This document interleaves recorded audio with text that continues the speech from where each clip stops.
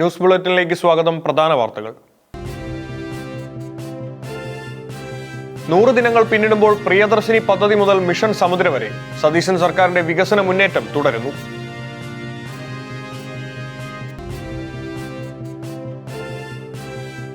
ഓണം കളറാക്കാൻ വസ്ത്രവിപണി. 8,000 കോടി രൂപയുടെ വിൽപ്പന പ്രതീക്ഷിച്ച് വ്യാപാരികൾ.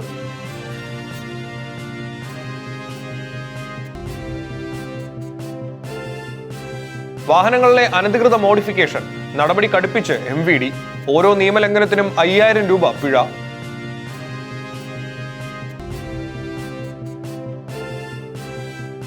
ഇരുപത്തിനാല് മണിക്കൂർ സ്പെഷ്യാലിറ്റി സേവനം. ആരോഗ്യവകുപ്പ് നീക്കത്തിനെതിരെ ഡോക്ടർമാർ. പ്രതിഷേധം കടുപ്പിച്ച് KGMOA. വാർത്തകൾ വിശദമായി. ഭരണത്തിലേറി ആദ്യ 100 ദിനങ്ങൾ പിന്നിടുമ്പോൾ വലിയ വികസനക്ഷേമ പദ്ധതികളുമായി മുന്നേറുന്നതിനൊപ്പം കടുത്ത രാഷ്ട്രീയ പ്രതിസന്ധികളെയും നേരിട്ട് UDF സർക്കാർ. അധികാരത്തിലേറെ 100 ദിവസം പിന്നിടുമ്പോൾ സംസ്ഥാന സർക്കാർ അവതരിപ്പിച്ചത് അഭിമാന പദ്ധതികൾ. KSRTC ബസ്സുകളിൽ സ്ത്രീകൾക്ക് സൗജന്യ യാത്ര ഉറപ്പാക്കുന്ന പ്രിയദർശിനി പദ്ധതി ജനങ്ങൾ ആവേശത്തോടെയാണ് ഏറ്റെടുത്തത്. ആഭ്യന്തര വകുപ്പിൽ ലഹരിക്കെതിരെ ആരംഭിച്ച ശക്തമായ നടപടിയുടെ ഭാഗമായി ഓപ്പറേഷൻ തൂഫാൻ വഴി 10,000-ഓളം പേരെ അറസ്റ്റ് ചെയ്യുകയും വിതരണ ശൃംഖല തകർക്കുകയും ചെയ്തു. ഒപ്പം മൈ പോലീസ് സ്റ്റേഷൻ പദ്ധതിയിലൂടെ പോലീസിന് പുതിയ മുഖം നൽകാനും ശ്രമിച്ചു. കേരളത്തെ ആഗോള മാരിടൈം ഹബ്ബാക്കി മാറ്റാനും തുറമുഖ നഗരങ്ങളുടെ വികസനത്തിനുമായി വലിയ പ്ലാനിംഗുമായി മിഷൻ സമുദ്ര പ്രഖ്യാപിച്ചു. കടുത്ത സാമ്പത്തിക പ്രതിസന്ധികൾക്കിടയിലും 951.40 കോടി വകയിരുത്തി സാമൂഹിക സുരക്ഷാ പെൻഷനുകൾ മുടങ്ങാതെ വിതരണം ചെയ്തതിനൊപ്പം സപ്ലൈകോ കൺസ്യൂമർ ഫെഡ് വഴിയുള്ള വിപണി ഇടപാടിലൂടെ വിലക്കയറ്റം നിയന്ത്രിക്കാനും ഓണം വിപണി സജീവമാക്കാനും സർക്കാരിനായി. എന്നാൽ ഭരണ മികവ് ഉയർത്തിക്കാട്ടുമ്പോഴും രാഷ്ട്രീയ തിരിച്ചടികളും ഉണ്ടായിരുന്നു. വൈദ്യുതി മന്ത്രി സണ്ണി ജോസഫിന്റെ പേഴ്സണൽ സ്റ്റാഫിൽ ബന്ധുവിനെ നിയമിച്ചത് വിവാദമായതോടെ രാജിവെച്ചതടക്കം ശബരിമല സ്വർണ്ണക്കൊള്ള കേസിലെ പ്രതിഭാഗം അഭിഭാഷകനെ ദേവസ്വം പ്ലീഡറായി നിയമിച്ചത് എതിർപ്പുകൾക്കിടയാക്കുകയും തുടർന്ന് അദ്ദേഹത്തെ കൊണ്ട് രാജിവെപ്പിക്കുകയും ചെയ്തു. മദ്യത്തിന്റെ നികുതി കുറച്ച തീരുമാനം, കേന്ദ്രത്തിന്റെ PM ശ്രീ പദ്ധതി നടപ്പിലാക്കുന്നതിലെ നയമാറ്റങ്ങളും ഭരണപക്ഷത്തു നിന്നു തന്നെ കടുത്ത വിമർശനങ്ങൾക്കിടയാക്കി. പ്രതിപക്ഷത്തിരുന്നപ്പോൾ ഉന്നയിച്ച വിമർശനങ്ങൾ ഭരണപക്ഷത്തെത്തിയപ്പോൾ പ്രായോഗികമായി നടപ്പിലാക്കുക എന്നത് എളുപ്പമല്ലെന്ന വലിയ പാഠം കൂടിയാണ് VD സതീശൻ സർക്കാരിന്റെ ആദ്യ 100 ദിനങ്ങൾ നൽകുന്നത്. ഇക്കുറി ഓണത്തിന് സംസ്ഥാനത്തെ വസ്ത്രവിപണിയിൽ വൻ തിരക്ക്. പാരമ്പര്യ തനിമയും പുത്തൻ ഫാഷൻ ട്രെൻഡുകളും സമന്വയിപ്പിച്ച വസ്ത്രശേഖരങ്ങളുമായി ഓണം വസ്ത്രവിപണി സജീവമാകുന്നു. ഓണം നാളുകളെ വേറിട്ടതാക്കാൻ സംസ്ഥാനത്തെ വസ്ത്രവിപണിയിൽ വൻ മുന്നേറ്റം. ഓണം കളറാക്കാൻ പരമ്പരാഗത തനിമയും പുത്തൻ ഫാഷൻ ട്രെൻഡുകളും കോർത്തിണക്കിയുള്ള വിപുലമായ വസ്ത്രശേഖരണമാണ് പ്രധാന വസ്ത്രവ്യാപാരശാലകളിലും ബുട്ടിക്കുകളിലും ഒരുങ്ങിയിരിക്കുന്നത്. ഇക്കുറി അസംഘടിത മേഖല ഉൾപ്പെടെ ഏകദേശം 8,000 കോടി രൂപയുടെ വിൽപ്പനയാണ് വ്യാപാരികൾ പ്രതീക്ഷിക്കുന്നത്. ടെക്സ്റ്റൈൽസ് ഗാർമെന്റ്സ് മേഖലയിലെ ഒരു വർഷത്തെ മൊത്തം വിൽപ്പനയുടെ 30 മുതൽ 40% വരെ നടക്കുന്നത് ഈ ഓണക്കാലത്താണ്. ഉപഭോക്താക്കളെ ആകർഷിക്കാൻ വൻ ഓഫറുകളും സമ്മാനങ്ങളുമാണ് വിപണിയിൽ ഒരുക്കിയിരിക്കുന്നത്. എറണാകുളം, കോഴിക്കോട്, തൃശൂർ, തിരുവനന്തപുരം ജില്ലകളിലാണ് വ്യാപാരം കൂടുതൽ കൊഴുക്കുന്നത്. പാരമ്പര്യവും ആധുനികതയും ഒത്തുചേരുന്ന പ്രിന്റുകൾക്കാണ് ഇത്തവണ ഡിമാൻഡ് കൂടുതൽ. അത്തപ്പൂക്കളം, ഓണസദ്യ, വള്ളംകളി, പുലികളി, തെയ്യം തുടങ്ങിയ സാംസ്കാരിക രൂപങ്ങൾ പതിച്ച ഷർട്ടുകൾക്കും ചെമ്പരത്തി, താമര പ്രിന്റുകളുള്ള സാരികൾക്കും വലിയ പ്രിയമാണ്. കഫ്താൻ വസ്ത്രങ്ങളും മൽക്കോട്ടൻ സാരികളും ഇത്തവണ വിപണിയിലെ പ്രധാന തരംഗമാണ്. കുട്ടികളുടെയും മുതിർന്നവരുടെയും വിപണിയിൽ ഒട്ടിച്ചുടുക്കാവുന്ന വെൽക്രോ മുണ്ടുകൾക്കാണ് വൻ ആവശ്യക്കാരുള്ളത്. കുട്ടികൾക്കായി 400 രൂപ മുതലും മുതിർന്നവർക്കായി 1000 രൂപ മുതലുമാണ് വെൽക്രോ മുണ്ടുകൾ ലഭ്യമാകുന്നത്. 500 രൂപ മുതൽ ആരംഭിക്കുന്ന നവജാത ശിശുക്കളുടെ റെഡിമെയ്ഡ് വസ്ത്രങ്ങൾക്കും മികച്ച പ്രതികരണമാണ് ലഭിക്കുന്നത്. തുണി തുന്നുന്നതിനേക്കാൾ റെഡിമെയ്ഡ് ലൈറ്റ് വെയ്റ്റ് വസ്ത്രങ്ങളോടാണ് പുതിയ തലമുറ കൂടുതൽ താൽപ്പര്യം കാണിക്കുന്നത്. തുണി വാങ്ങി തുന്നി ഉപയോഗിക്കുന്ന രീതി കുറയുകയും അതിനേക്കാൾ ലാഭകരവും എളുപ്പവുമാണെന്ന വിലയിരുത്തലിൽ പുതിയ തലമുറ റെഡിമെയ്ഡ് വസ്ത്രങ്ങളിലേക്ക് അതിവേഗം മാറുകയും ചെയ്യുന്നത് ഉൽപാദന മേഖലയിലും വലിയ ബിസിനസ് മാറ്റങ്ങൾക്ക് കാരണമാകുന്നുണ്ട്. ഓഫറുകളും സമ്മാനങ്ങളും വർഷത്തെ വലിയ ബിസിനസ് ആയതിനാൽ തന്നെ കസ്റ്റമറെ ആകർഷിക്കാൻ കടകൾ തമ്മിൽ വൻ കിഴിവുകളും ആകർഷകമായ സമ്മാന പദ്ധതികളും മത്സരബുദ്ധിയോടെയാണ് വാഗ്ദാനം ചെയ്യുന്നത്. വാഹനങ്ങളിലെ അനധികൃത മോഡിഫിക്കേഷനുകൾക്കെതിരെ നടപടി ശക്തമാക്കി മോട്ടോർ വാഹന വകുപ്പ്. ഹൈക്കോടതി ഉത്തരവിനെ തുടർന്നാണ് സംസ്ഥാനത്തുടനീളം MVD പരിശോധന കർശനമാക്കുന്നത്. വാഹനങ്ങളിൽ നിയമവിരുദ്ധമായി മാറ്റങ്ങൾ വരുത്തുന്നവർക്ക് വലിയൊരു മുന്നറിയിപ്പുമായി മോട്ടോർ വാഹന വകുപ്പും ഹൈക്കോടതിയും. റോഡുകളിലെ സുരക്ഷ വർദ്ധിപ്പിക്കുന്നതിന്റെ ഭാഗമായി അനധികൃത മോഡിഫിക്കേഷനുകൾക്കെതിരെ സംസ്ഥാനത്താകെ പരിശോധന ശക്തമാക്കാൻ MVD തയ്യാറെടുക്കുകയാണ്. ഹൈക്കോടതി ഡിവിഷൻ ബെഞ്ചിന്റെ കർശന ഉത്തരവിന് പിന്നാലെയാണ് മോട്ടോർ വാഹന വകുപ്പ് വീണ്ടും കളത്തിലിറങ്ങുന്നത്. ഹൈക്കോടതി ഉത്തരവിനെ തുടർന്നാണ് മോട്ടോർ വാഹന വകുപ്പ് ഈ വിഷയത്തിൽ നടപടികൾ കടുപ്പിച്ചത്. ഇനി മുതൽ വാഹനങ്ങളിൽ കണ്ടെത്തുന്ന ഓരോ അനധികൃത മോഡിഫിക്കേഷനും വെവ്വേറെ പിഴ ഈടാക്കാനും പിഴ ഒടുക്കിയതുകൊണ്ട് മാത്രം കാര്യം അവസാനിക്കുന്നില്ല. അടച്ച പിഴയ്ക്ക് പുറമെ വരുത്തിയ മോഡിഫിക്കേഷനുകൾ മാറ്റി വാഹനം പഴയ പടിയാക്കി വീണ്ടും RTOയ്ക്ക് മുന്നിൽ ഹാജരാക്കേണ്ടതുണ്ട്. എല്ലാ ജില്ലകളിലെയും RTOമാർ സെപ്റ്റംബർ 3-നകം ഇതുവരെ എടുത്ത നടപടികളെക്കുറിച്ച് റിപ്പോർട്ട് സമർപ്പിക്കണമെന്ന് ഗതാഗത കമ്മീഷണറേറ്റ് കർശന നിർദ്ദേശം നൽകിയിട്ടുണ്ട്. കഴിഞ്ഞ 3 മാസത്തിനിടെ ഇത്തരം നിയമലംഘനങ്ങൾക്കെതിരെ സ്വീകരിച്ച നടപടികളുടെ കണക്കുകളാണ് കൈമാറേണ്ടത്.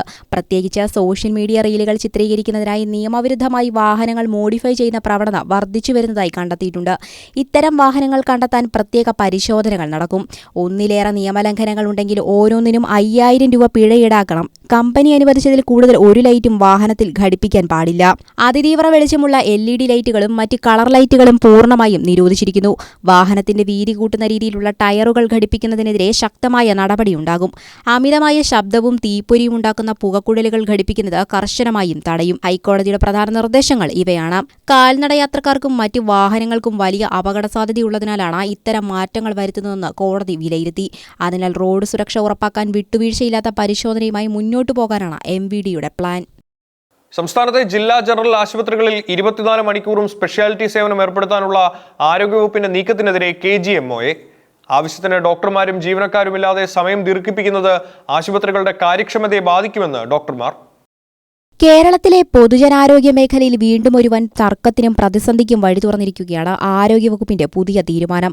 സംസ്ഥാനത്തെ ജില്ലാ ജനറൽ ആശുപത്രികളിൽ 24 മണിക്കൂറും സ്പെഷ്യാലിറ്റി സേവനങ്ങൾ ലഭ്യമാക്കാനുള്ള നിർദ്ദേശമാണ് ഇപ്പോൾ വലിയൊരു പ്രതിഷേധത്തിലേക്ക് നീങ്ങുന്നത്.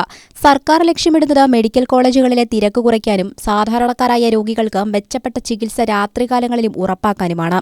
എന്നാൽ അടിസ്ഥാന സൗകര്യങ്ങളും ആവശ്യത്തിന് ജീവനക്കാരുമില്ലാതെ ഈ തീരുമാനം നടപ്പിലാക്കാൻ കഴിയില്ലെന്ന് പ്രഖ്യാപിച്ച് രംഗത്തെത്തിയിരിക്കുകയാണ് ഡോക്ടർമാരുടെ സംഘടനയായ KGMOയുടെ കൊല്ലം ജില്ലാ ഘടകമാണ് സർക്കാരിന്റെ ഈ നീക്കത്തിനെതിരെ ശക്തമായ പ്രതിഷേധവുമായി ആദ്യം രംഗത്തു വന്നിരിക്കുന്നത്. 6 മാസത്തിനുള്ളിൽ സംസ്ഥാനത്തെ എല്ലാ ജില്ലാ ജനറൽ ആശുപത്രികളിലും 24 മണിക്കൂറും സ്പെഷ്യാലിറ്റി സേവനം ഉറപ്പാക്കുക എന്നതായിരുന്നു ആരോഗ്യവകുപ്പിന്റെ ലക്ഷ്യം. ആദ്യഘട്ടത്തിൽ ഓരോ ജില്ലയിലെയും തിരഞ്ഞെടുക്കപ്പെട്ട ഒരു പ്രമുഖ ആശുപത്രിയിലാണ് പദ്ധതി നടപ്പിലാക്കാൻ തീരുമാനിച്ചിരുന്നത്. General medicine, general surgery, orthopaedics, paediatrics, gynaecology തുടങ്ങിയ പ്രധാന സ്പെഷ്യാലിറ്റി വിഭാഗങ്ങളിലെ സേവനങ്ങൾ പകലെന്നോ രാത്രിയെന്നോ വ്യത്യാസമില്ലാതെ ലഭ്യമാക്കാനായിരുന്നു ആസൂത്രണം. രാത്രികാലങ്ങളിലും അടിയന്തര ശസ്ത്രക്രിയകൾ ഉൾപ്പെടെയുള്ള സേവനങ്ങൾ ജനറൽ ആശുപത്രികളിൽ ലഭ്യമാകുന്നതോടെ മെഡിക്കൽ കോളേജുകളിലേക്ക് എത്തുന്ന രോഗികളുടെ വൻ ഒഴുക്ക് നിയന്ത്രിക്കാൻ കഴിയുമെന്നും രോഗികൾക്ക് വേഗത്തിൽ ചികിത്സ ഉറപ്പാക്കാൻ കഴിയുമെന്നുമായിരുന്നു ആരോഗ്യവകുപ്പിന്റെ വിലയിരുത്തൽ. ഇതിനായി പ്രത്യേക നോഡൽ ഓഫീസറെ ചുമതലപ്പെടുത്തുകയും സമഗ്രമായ റിപ്പോർട്ട് ആവശ്യപ്പെടുകയും ചെയ്തിരുന്നു. എന്നാൽ സർക്കാരിന്റെ ഈ തീരുമാനത്തിനെതിരെ കടുത്ത നിലപാടിലാണ് ഡോക്ടർമാർ. ആവശ്യത്തിന് തസ്തികകളും ജീവനക്കാരുമില്ലാതെ സ്പെഷ്യാലിറ്റി സേവനങ്ങളുടെ സമയം ദീർഘിപ്പിക്കുന്നത് പ്രായോഗികമല്ലെന്നാണ് ഡോക്ടർമാർ ചൂണ്ടിക്കാണിക്കുന്നത്. മതിയായ ആൾബലമില്ലാതെ നിർബന്ധിതമായി സമയം നീട്ടുന്നത് നിലവിലുള്ള ജീവനക്കാരുടെ ജോലിഭാരം വർദ്ധിപ്പിക്കുമെന്നും അത് രോഗീ പരിപാലനത്തെ പ്രതികൂലമായി ബാധിക്കുമെന്നും KGMOയെ വ്യക്തമാക്കുന്നു. കേരളത്തിൽ തെരുവ് നായ്ക്കളുടെ ദയാവധം നടപ്പിലാക്കുന്നതിനായി തദ്ദേശ സ്വയംഭരണ വകുപ്പ് പുതിയ നിർദ്ദേശങ്ങൾ പുറപ്പെടുവിച്ചു. അക്രമകാരികളും മാറ്റാനാകാത്ത രോഗബാധയുമുള്ളതുമായ നായകളെ ദയാവധം ചെയ്യാനും ഇത് മേൽനോട്ടം വഹിക്കാൻ തദ്ദേശ സ്ഥാപനങ്ങളിൽ പ്രത്യേക കമ്മിറ്റി രൂപീകരിക്കാനും ഉത്തരവിൽ വ്യക്തമാക്കുന്നു. സംസ്ഥാനത്ത് തെരുവുനായ ശല്യം വീണ്ടും രൂക്ഷമാകുന്ന പശ്ചാത്തലത്തിൽ സുപ്രധാനമായ ഒരു നീക്കവുമായി എത്തിയിരിക്കുകയാണ് കേരള സർക്കാർ. തെരുവുനായ്ക്കളുടെ പെരുപ്പവും അതിലൂടെ ഉണ്ടാകുന്ന ആക്രമണങ്ങളും തടയാൻ തദ്ദേശ സ്വയംഭരണ വകുപ്പ് പുതിയ മാർഗനിർദ്ദേശങ്ങൾ പുറത്തിറക്കിയിരിക്കുന്നു. ഗുരുതരമായ രോഗബാധയുള്ളവയും അക്രമകാരികളുമായ തെരുവ് നായ്ക്കളെ ദയാവധം ചെയ്യാൻ അനുവദിക്കുന്നതാണ് തദ്ദേശ വകുപ്പ് പുറപ്പെടുവിച്ചിട്ടുള്ള പുതിയ മാർഗനിർദ്ദേശങ്ങൾ. 2026 ഓഗസ്റ്റ് 22 ഉത്തരവ് പ്രകാരമാണ് സംസ്ഥാന സർക്കാർ ഇതിനുള്ള വ്യക്തമായ മാർഗരേഖകൾ തയ്യാറാക്കിയിരിക്കുന്നത്. തദ്ദേശ സ്വയംഭരണ വകുപ്പ് പുറത്തിറക്കിയ പുതിയ ഉത്തരവ് പ്രകാരം മാറ്റാനാകാത്ത രോഗങ്ങളാൽ വലയുന്ന നായ്ക്കളെയും ജീവൻ നിലനിർത്താൻ കഴിയാത്ത വിധം ഗുരുതരമായി പരിക്കേറ്റ നായ്ക്കളെയും ഇനി ദയാവധത്തിന് വിധേയമാക്കാം. കൂടാതെ പേവിഷബാധ സ്ഥിരീകരിച്ച നായ്ക്കളെയും പ്രദേശവാസികൾക്കും മറ്റ് ജീവികൾക്കും ഭീഷണിയാകുന്ന അക്രമകാരികളായ തെരുവ് നായ്ക്കളെ നിയമപരമായി തന്നെ ദയാവധം ചെയ്യാൻ അനുമതിയുണ്ടാകും. എന്നാൽ ഇതിനായി കർശനമായ നിബന്ധനകളും പ്രോട്ടോക്കോളുകളും സർക്കാർ നിഷ്കർഷിച്ചിട്ടുണ്ട്. നായ്ക്കളെ ക്രൂരമായ രീതിയിലോ വിഷം കൊടുത്തോ വെടിവെച്ചോ യന്ത്രങ്ങൾ ഉപയോഗിച്ചോ കൊല്ലാൻ പാടില്ല. അങ്ങേയറ്റം വേദനയില്ലാത്ത രീതിയിൽ വെറ്റിനറി സർജന്റെ മേൽനോട്ടത്തിൽ ഞരമ്പുകളിൽ മരുന്ന് കുത്തിവെക്കുന്ന ശാസ്ത്രീയവും ദയയുള്ളതുമായ രീതി മാത്രമേ പിന്തുടരാൻ പാടുള്ളൂ. ഈ പ്രക്രിയ നിർവഹിക്കാൻ അംഗീകൃത വെറ്റിനറി സർജന്മാർക്ക് മാത്രമേ അധികാരമുണ്ടായിരിക്കുകയുള്ളൂ. മറ്റു ജീവികൾക്കോ നായ്ക്കൾക്കോ മുന്നിൽ വെച്ച് ദയാവധം നടപ്പിലാക്കാൻ പാടില്ല എന്നിവയാണ് ദയാവധത്തിനുള്ള പ്രധാന നിബന്ധനകൾ. നാട്ടിലിറങ്ങുന്ന തെരുവ് നായ്ക്കളുടെ ആക്രമണങ്ങൾ കാരണം പൊതുജനങ്ങൾ അനുഭവിക്കുന്ന ഭീതിക്ക് വലിയൊരു അളവ് വരെ പരിഹാരം കാണാൻ ഈ പുതിയ സർക്കാർ ഉത്തരവിലൂടെ സാധിക്കുമെന്നാണ് കരുതപ്പെടുന്നത്. മൃഗസംരക്ഷണ നിയമങ്ങളും കെയറിംഗ് മാനദണ്ഡങ്ങളും പൂർണ്ണമായും പാലിച്ചുകൊണ്ട് തന്നെയാണ് തദ്ദേശ സ്വയംഭരണ വകുപ്പ് ഈ സുപ്രധാന തീരുമാനത്തിലേക്ക് കടന്നിരിക്കുന്നത്. നീറ്റ് സമരക്കാർക്ക് നൽകിയ ഉറപ്പുകൾ കേന്ദ്ര സർക്കാർ പാലിച്ചില്ലെന്ന് ആരോപണം. സെപ്റ്റംബർ 5 അധ്യാപക ദിനത്തിൽ ഇന്ത്യ ഗേറ്റിൽ നിന്നും ദില്ലി പോലീസ് ആസ്ഥാനത്തേക്ക് പ്രതിഷേധ മാർച്ച് പ്രഖ്യാപിച്ച് CJP.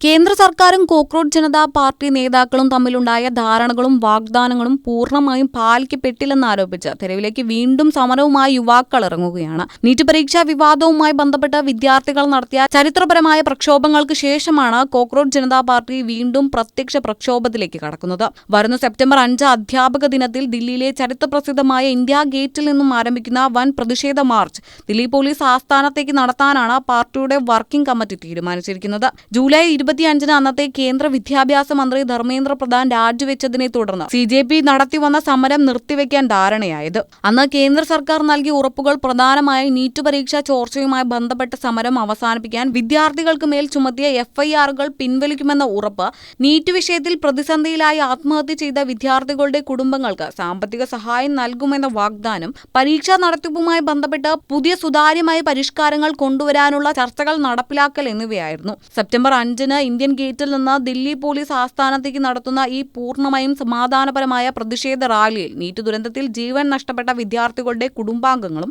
മുൻ പോലീസിന്റെ അതിക്രമത്തിന് ഇരയായവരും മുൻനിരയിൽ അണിനിരക്കും. കൂടാതെ ജൻസി തലമുറയോട് സർക്കാർ കാണിച്ച വിശ്വാസ വഞ്ചനയ്ക്കെതിരെ പ്രതിഷേധം ശക്തമാക്കുകയാണ് ഇതിന്റെ പ്രധാന ലക്ഷ്യം. അടുത്ത മാസം സെപ്റ്റംബർ 12, 13 തീയതികളിൽ ഡൽഹിയിൽ അന്താരാഷ്ട്ര തലത്തിലുള്ള ബ്രിക്സ് ഉച്ചകോടി നടക്കാനിരിക്കെയാണ് ഈ പ്രതിഷേധം പ്രഖ്യാപിച്ചിരിക്കുന്നത്. ഇറാനെതിരെ ഉപരോധം കടുപ്പിച്ച അമേരിക്ക. ഇറാനുമായി വ്യാപാര ബന്ധത്തിൽ ഏർപ്പെടുന്ന 3 രാജ്യങ്ങൾക്കും സ്ഥാപനങ്ങൾക്കും ഉപരോധ മുന്നറിയിപ്പുമായി US treasury secretary Scott Bessent. ഇറാനുമേൽ സാമ്പത്തിക ഉപരോധം ശക്തമാക്കുന്നതിന്റെ ഭാഗമായി കടുത്ത നയതന്ത്ര സാമ്പത്തിക മുന്നറിയിപ്പുമായി അമേരിക്ക രംഗത്തെത്തിയിരിക്കുകയാണ്. ഇറാനുമായി സാമ്പത്തിക വ്യാപാര ബന്ധങ്ങളിൽ ഏർപ്പെടുന്ന ഏതൊരു രാജ്യത്തിനും സ്ഥാപനത്തിനുമെതിരെ ഉപരോധം ഏർപ്പെടുത്തുമെന്ന് വ്യക്തമാക്കിയ അമേരിക്ക ഓപ്പറേഷൻ എക്കണോമിക് ഔട്ട്കാസ്റ്റ് എന്ന സമഗ്ര ഉപരോധ പദ്ധതിക്കാണ് തുടക്കമിട്ടിരിക്കുന്നത്. US treasury secretary Scott Bessent വാഷിംഗ്ടണിൽ വിളിച്ചു ചേർത്ത വാർത്താ സമ്മേളനത്തിനാണ് ബാഹ്യരാജ്യങ്ങൾക്കുള്ള ഈ കർശന മുന്നറിയിപ്പ് പരസ്യമാക്കിയത്. ഇറാനെ സാമ്പത്തികമായി ഒറ്റപ്പെടുത്തി സമാധാന ചർച്ചകളുടെ മേശയിലേക്ക് എത്തിക്കുകയാണ് ഇതിലൂടെ അമേരിക്ക ലക്ഷ്യമിടുന്നത്. ഈ പ്രഖ്യാപനത്തിന്റെ ഭാഗമായി ഇറാനുമായി എണ്ണ വ്യാപാരത്തിലോ സാമ്പത്തിക കരാറുകളിലോ ഏർപ്പെടുന്ന 3 രാജ്യങ്ങളിലെ ബാങ്കുകൾക്കും കമ്പനികൾക്കും ഡോളർ അധിഷ്ഠിത സാമ്പത്തിക ശൃംഖലയിൽ നിന്ന് വിലക്കേർപ്പെടുത്തുന്ന ദ്വിതീയ ഉപരോധങ്ങൾ ശക്തമാക്കും. കൂടാതെ അമേരിക്കൻ പ്രസിഡന്റ് ഡൊണാൾഡ് ട്രംപ് വിവിധ രാജ്യതലവന്മാരെ നേരിട്ട് വിളിച്ച് ഇറാനുമായുള്ള ബന്ധങ്ങൾ അവസാനിപ്പിക്കാൻ ആവശ്യപ്പെടുമെന്നും ആരും അമേരിക്കൻ ഉപരോധ നിയമങ്ങൾക്ക് അതീതരല്ല എന്നും സ്കോട്ട് ബെസന്റ് ഓർമ്മിപ്പിച്ചതായും വിദേശകാര്യ കേന്ദ്രങ്ങൾ കൂട്ടിച്ചേർത്തു.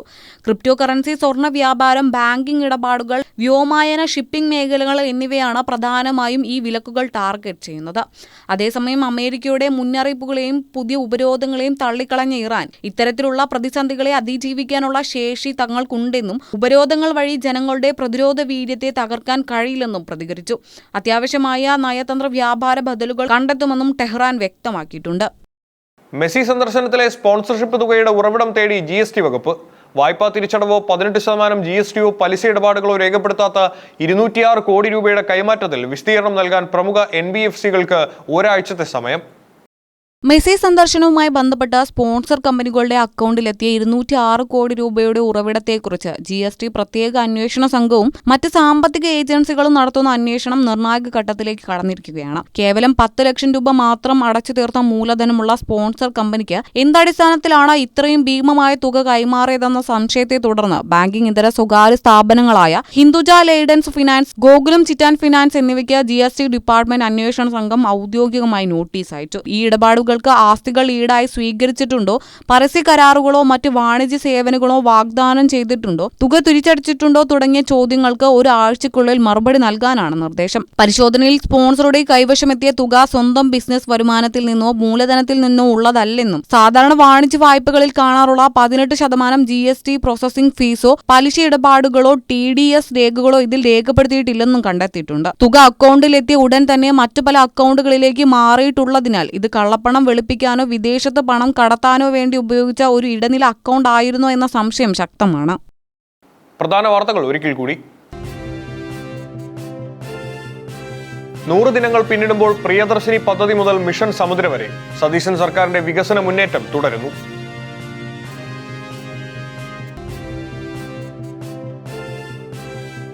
ഓണം കളറാക്കാൻ വസ്ത്രവിപണി, 8,000 കോടി രൂപയുടെ വിൽപ്പന പ്രതീക്ഷിച്ച് വ്യാപാരികൾ.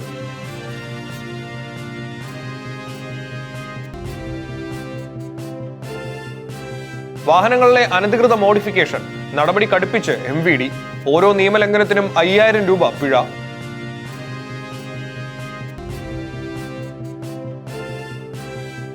ഇരുപത്തിനാല് മണിക്കൂർ സ്പെഷ്യാലിറ്റി സേവനം, ആരോഗ്യവകുപ്പ് നീക്കത്തിനെതിരെ ഡോക്ടർമാർ, പ്രതിഷേധം കടുപ്പിച്ച് KGMOA.